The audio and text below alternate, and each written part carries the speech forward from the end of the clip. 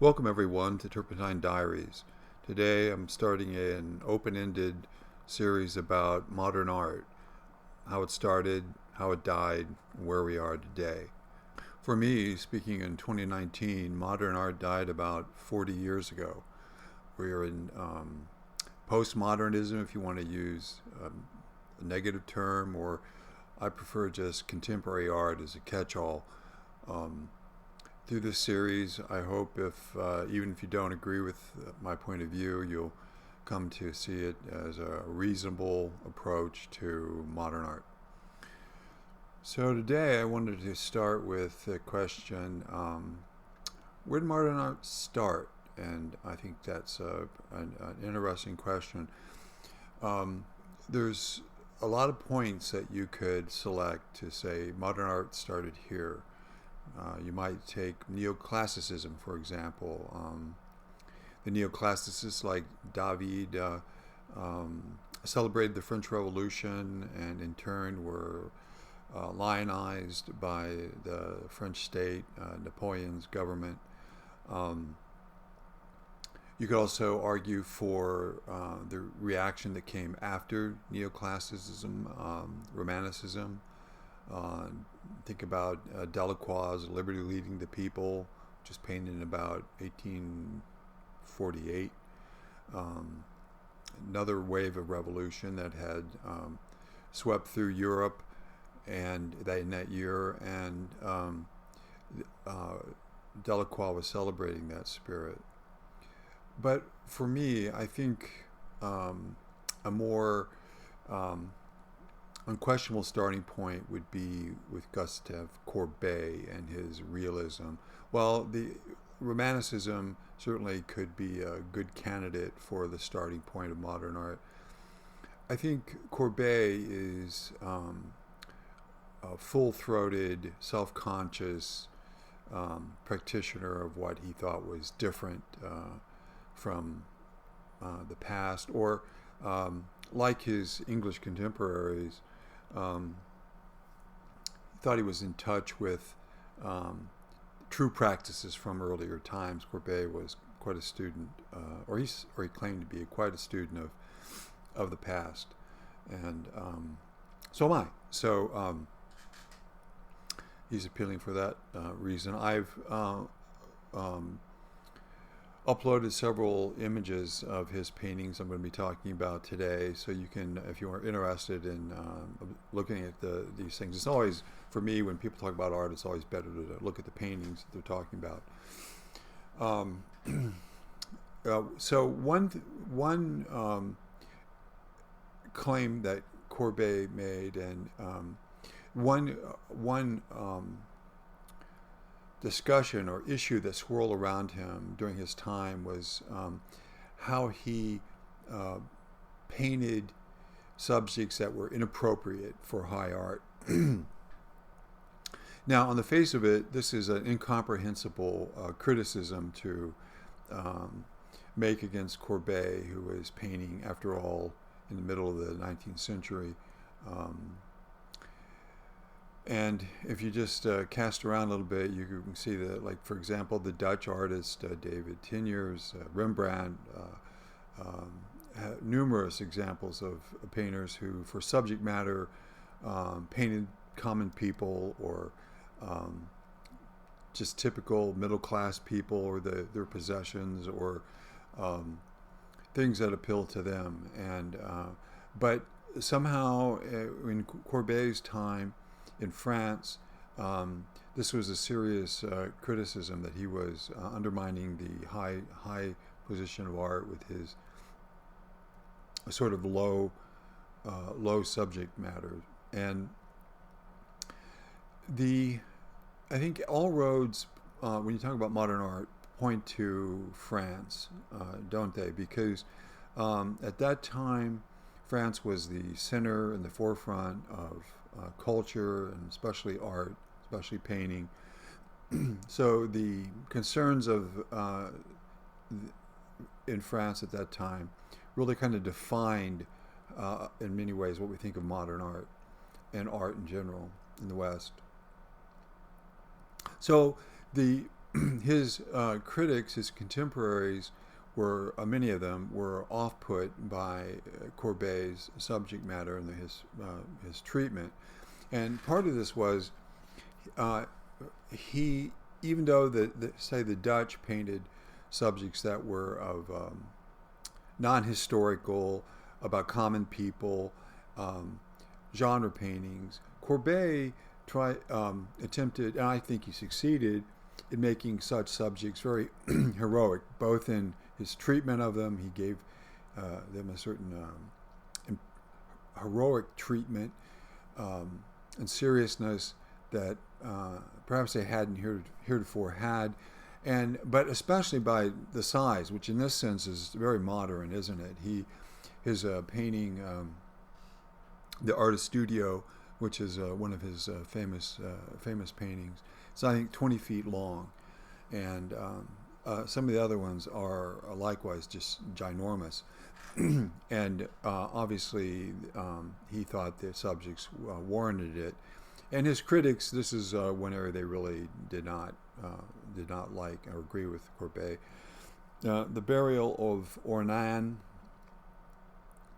is typical of paintings that people were off-put by, laying aside some of the issues with the painting itself. It's somewhat shallow space, but the subject was a burial of just middle class, lower class, in the small town of Ornan in France, and Courbet treated it like the coronation of Napoleon, or the death of the Pope, some such, and both the size of the painting and the subject matter were off-putting.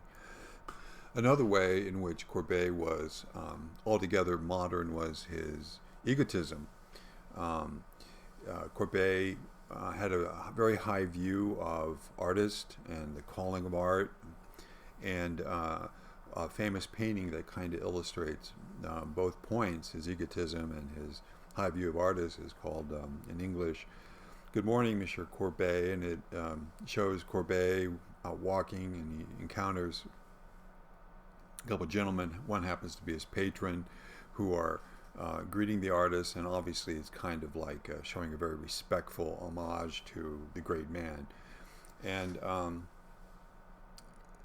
Courbet's contemporaries had a field day with this in some quarters, and the painting became notorious. There's actually some issues with the painting in terms of, in my view, in terms of the drawing, but the intent is very good example of Courbet's work, which for me in the main works pretty well. A few other things to note about Courbet, of course, is that he was the sort of the midpoint between whatever came before and was not modern.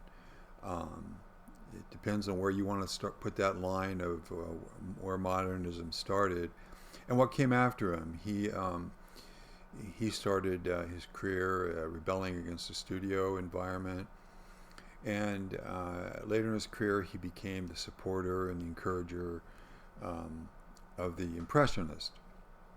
And another note about Courbet is, which is somewhat modern as well, is he was amongst the first pornographers. There's some paintings floating around of his. You can find images on the internets of close-ups of parts of female anatomy, and so some of his tastes and some of the tastes of his patrons and collectors were very precise, and Courbet, being somebody very accommodating to those his patrons, fulfilled them. So to wrap up and underline my main argument here about Courbet is, regardless of what you think of his paintings, I'm going to talk a little bit more about that before I close today, but to me it's clear that to his contemporaries, Courbet's paintings were seen, and he saw them himself through a prism of ideology. I haven't really talked much about his ideas of realism, which I think, like Zola's, even though I think Courbet is a much better artist than Zola, Emile Zola, the writer. Um, his ideas about realism are really kind of scatterbrained, in my view, um, which is fine. I mean, his artistic talents and achievements, I think, surpassed his ideology. His ideology did not capture his real gifts or his vision. Actually, if anything, probably it damaged it and limited it. But that's my opinion.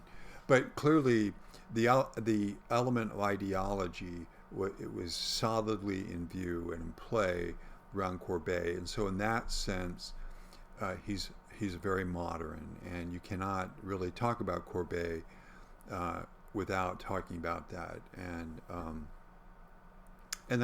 that's true throughout all modern art, isn't it? The play of ideology, the progressivism is part of that as well. The arguing for one side or the other, being called reactionary or conservative or progressive, and all those elements were revolved around Courbet, and so in that sense, I think he's the first really identifiably modern artist. One other thing, you if you don't know much about Courbet, you might know that Picasso was very interested in Courbet and his paintings, and he did like he did with Ingres and Delacroix and